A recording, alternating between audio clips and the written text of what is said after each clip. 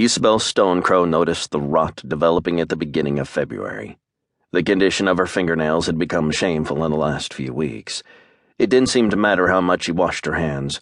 The pig's blood she used in her rituals wouldn't come out from the edges and underneath the tips. None of the grave dirt would wash off either. Every little stain was a permanent mark on her skin. It got worse quickly. She was speaking with the spirit of a man named Vance Hartley when she accidentally ripped a fingernail off.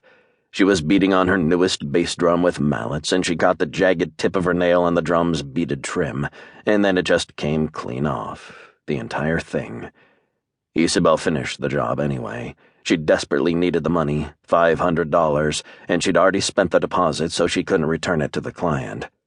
The spirit of the dead spoke through her while she was internally freaking out about the fact that losing her pinky nail didn't even hurt the way it should have. With Isobel's help, Vance Hartley told his mother that he really had killed himself, that his death hadn't been foul play, that he had been horribly depressed for months, addicted to gambling, penniless, and without a scrap of pride remaining.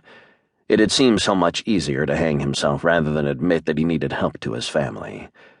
So he had killed himself. He just lost the suicide note down a crack in the floorboards, and he hadn't noticed until he was kicking at the end of the rope and couldn't go down to fish it out. It wasn't the news Mrs. Hartley wanted to hear. She wrote a check for the remaining money and left the cemetery sobbing. Normally, Isobel would have tried to offer a little extra help to Mrs. Hartley before she left. Crushed family members were outside of Isobel's job description as a necrocognitive. Once she had spoken to the deceased in question, her role in the family's affairs were over. But most people did leave crying, so Isobel had printed off papers with phone numbers for resources.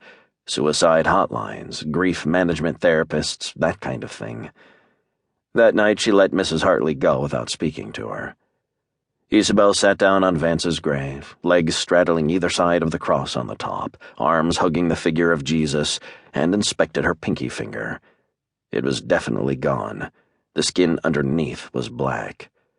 Still, she didn't feel any pain. "Oh no," Isobel whispered, turning her hand to get a better look. She hadn't been struggling to clean the pig's blood and grave dirt off of her skin after all. Her skin was actually turning those colors. The flesh was rotting. Isobel lifted her buckskin loincloth and checked the scratch on her hip. She had gotten that particular injury while arguing with one of the other death priestesses in Helltown. Isobel hadn't been paying attention to it.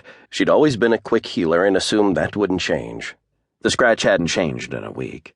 It wasn't red or swollen. It wasn't scabbed either. It was the same as the moment that she had scraped herself along one of the big wicker baskets they stored cadavers in. She wasn't healing anymore. Worse, she was rotting.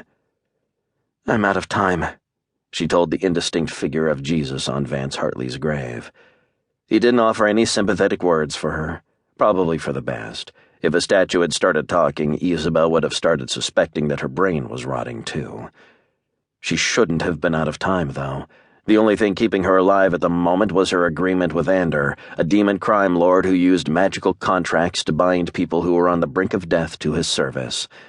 Like all his employees, she'd been almost dead when he'd picked her up, and the length of her service had a timer on it. Isobel should have still had 1 month, 2 weeks, 4 days, and a few hours until her contract expired, and she met the final death. An entire month and a half to find a solution.